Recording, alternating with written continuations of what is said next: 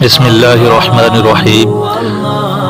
Islamic مسائل کے معزز ترین ساتھیوں، السلام علیکم ورحمۃ اللہ وبرکاتہ۔ کتاب الایمان جز نمبر 1 پارٹ نمبر 1 پہلا ویڈیو آج بنایا جا رہا ہے۔ ایمان مرکب ہے یا بسیط؟ اس بارے میں 6 اقوال ہے، جن میں سے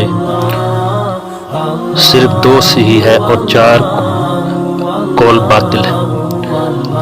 امام شافعی اور جمہور محدثین کا ایک قول صحیح ہے، اور امام اعظم ابو حنیفہ اور جمہور متکلمین رحم اللہ تعالی علیہم اجمعین کا یہ دوسرا قول، یہ 2 قول صحیح ہے۔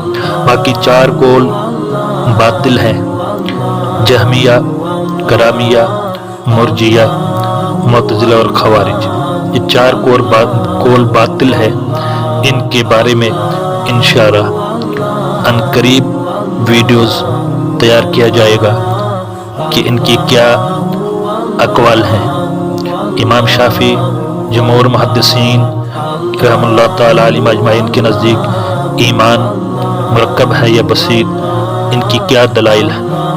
امام اعظم ابو حنیفہ اور جمہور متکلمین کے نزدیک ایمان مرکب ہے یا بسیط، اس بارے میں ان کی کیا دلائل ہے؟ جہمیہ، کرامیہ، مرجیہ، معتزلہ اور خوارج، ان کے نزدیک ایمان کیا ہے؟ کسی کے نزدیک مرکب ہے، کسی کے یہاں بسیط ہے، ان کے کیا دلائل ہے؟